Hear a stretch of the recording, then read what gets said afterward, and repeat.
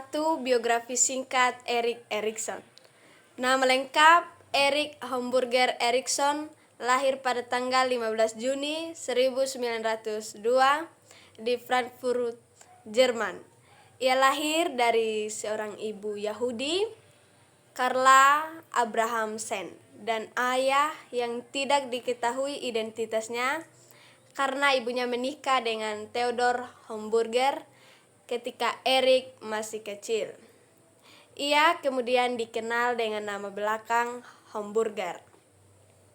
Pada masa kecilnya, Erikson merasa terasing karena penampilannya yang berbeda dibandingkan dengan teman-temannya yang kebanyakan adalah orang Jerman.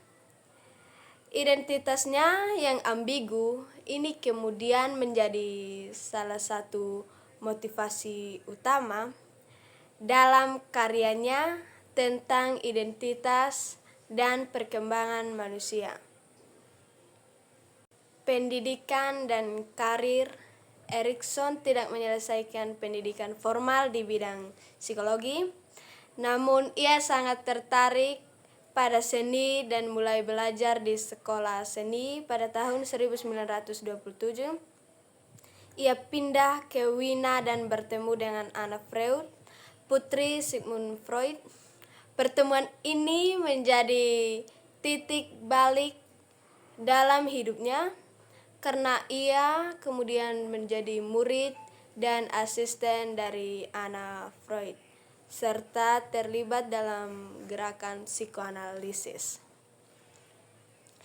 Erikson pindah ke Amerika Serikat pada tahun 1933 karena meningkatnya ancaman Nazi di Eropa di Amerika. Ia melanjutkan karirnya sebagai psikoanalisis, mengajar di Universitas Harvard, Yale, dan Universitas California di Berkeley.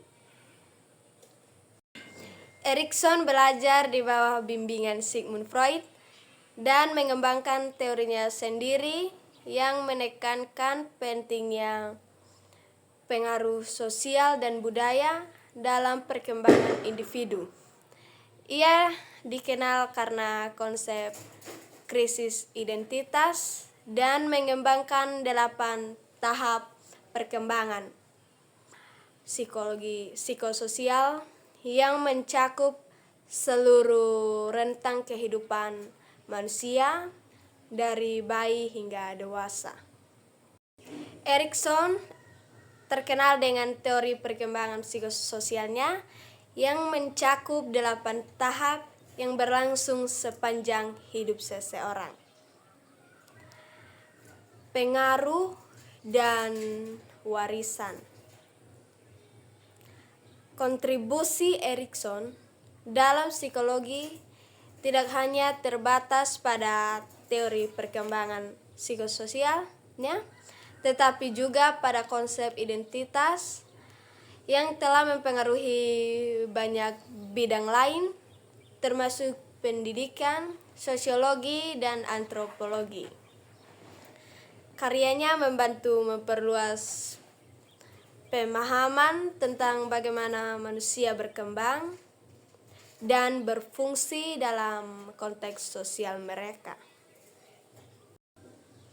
Erikson meninggal pada 12 Mei 1994 di Massachusetts, Amerika Serikat. Hingga hari ini teorinya terus dipelajari dan diaplikasikan dalam berbagai disiplin ilmu, menjadikannya salah satu tokoh penting dalam sejarah psikologi modern. Yang kedua, manusia dalam pandangan Erikson. Erikson memandang perkembangan manusia sebagai proses seumur hidup yang terdiri dari 8 tahap psikososial. Ia menekankan bahwa setiap orang menghadapi krisis yang harus diselesaikan di setiap tahap untuk mengembangkan kepribadian yang sehat. Pandangan Erikson tentang manusia sangat menekankan pada interaksi sosial dan pengaruh lingkungan. lingkungan dalam pembentukan identitas. Dalam pandangan Erikson, manusia adalah makhluk sosial yang berkembang melalui interaksi dengan lingkungan dan orang lain.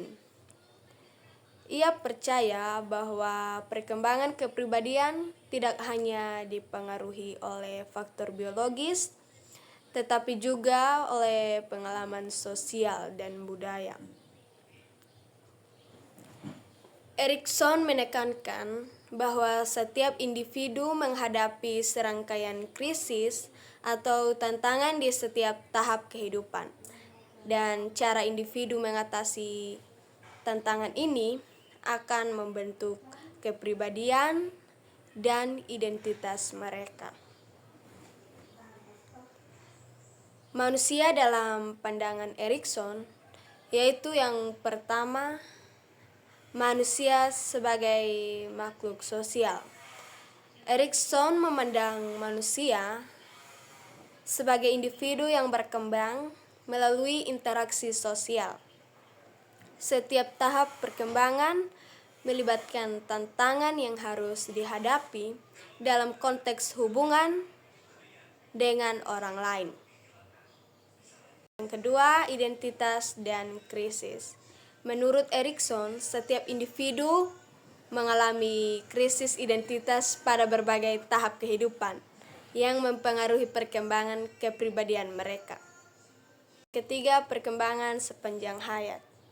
Erikson berpendapat bahwa perkembangan manusia tidak berhenti pada masa kanak-kanak, tetapi terus berlangsung sepanjang hayat.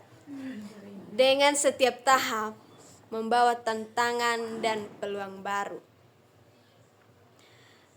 Teori Erikson menekankan bahwa perkembangan manusia adalah proses panjang hayat dan setiap tahap memiliki dampak signifikan pada kesehatan psikologis individu.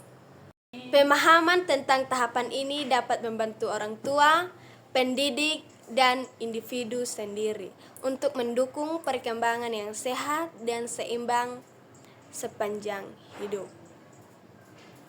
Yang ketiga, konsep utama teori pendekatan sepanjang hayat, yaitu yang pertama, kebingungan identitas. Salah satu konsep penting dalam teori Erikson adalah kebingungan identitas yang biasanya terjadi selama masa remaja. Ini adalah saat individu mulai mengeksplorasi berbagai aspek ciri mereka, seperti nilai-nilai, kepercayaan, dan tujuan hidup.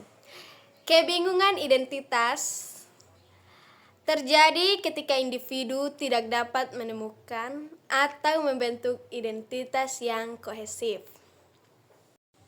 Menurut Erikson, penyelesaian krisis identitas ini sangat penting untuk mengembangkan kepribadian yang sehat. Kebingungan identitas adalah salah satu krisis yang dihadapi individu, terutama pada masa remaja.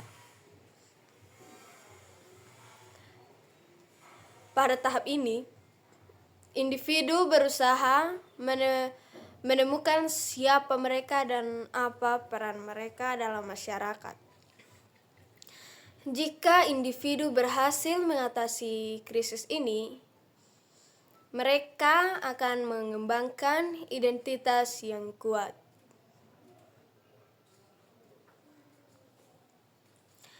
Namun, jika gagal, mereka mungkin mengalami kebingungan identitas yang dapat mengakibatkan timbulnya tentang diri mereka dan tujuan hidup.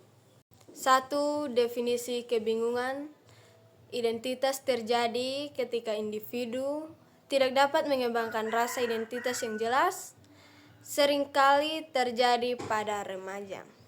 2. Dampak kebingungan ini dapat menyebabkan kesulitan dalam mengambil keputusan, membangun hubungan, dan menemukan tujuan hidup. Kebingungan identitas Hal ini terjadi ketika individu tidak dapat menyelesaikan krisis identitas yang dapat menyebabkan kebingungan tentang peran dan tujuan hidup. 2. Tahapan psikososial dalam perkembangan kepribadian. Erikson mengembangkan teori 8 tahap psikososial yang menggambarkan perkembangan kepribadian manusia dari lahir hingga akhir hayat. Setiap tahap menghadirkan krisis unik yang harus diselesaikan individu untuk bergerak ke tahap berikutnya dengan sukses. Itu yang pertama. Kepercayaan versus ketidakpercayaan. Yaitu dari 0 sampai 1 tahun, bayi mengembangkan rasa percaya pada dunia sekitarnya berdasarkan konsistensi perawatan yang mereka terima. Yang kedua, otonomi versus rasa malu dan raga, yaitu dari 1 sampai 3 tahun. Anak mulai mengembangkan otonomi dan kontrol pribadi atas keterampilan fisik dan pilihan. Yang ketiga, inisiatif versus kesalahan, itu dari 3 sampai 6 tahun. Anak-anak mulai merencanakan aktivitas dan mengekspresikan kontrol atas dunia mereka melalui permainan. 4. Industri versus inferioritas, itu dari 6 tahun hingga 12 tahun. Anak-anak mulai mengembangkan rasa kebanggaan dan pencapaian dalam aktivitas sekolah dan sosial. Yang kelima, identitas versus kebingungan identitas, yaitu dari 12 tahun hingga 18 tahun. Remaja mengeksplorasi berbagai peran dan ideologi untuk menemukan identitas mereka. 6. Intimasi versus isolasi, yaitu dari 18 tahun sampai 40 tahun. Dewasa muda mencari hubungan yang erat dan intim dengan orang lain. Yang ketujuh, generativitas versus stagnasi, dari 40 tahun sampai 65 tahun. Dewasa tengah fokus pada kontribusi positif bagi masyarakat dan generasi berikutnya. 8. Integritas versus keputusasaan, itu 65 tahun ke atas. Orang tua merefleksikan hidup mereka dan merasakan pencapaian atau penyesalan. Dengan memahami teori Erikson, kita dapat lebih memahami bagaimana kepribadian berkembang dan bagaimana interaksi sosial mempengaruhi perjalanan kita. Teori Erikson memberikan wawasan yang mendalam tentang bagaimana manusia berkembang secara psikososial sepanjang hidup dan bagaimana setiap tahap memiliki pengaruh signifikan terhadap pembentukan identitas dan kepribadian.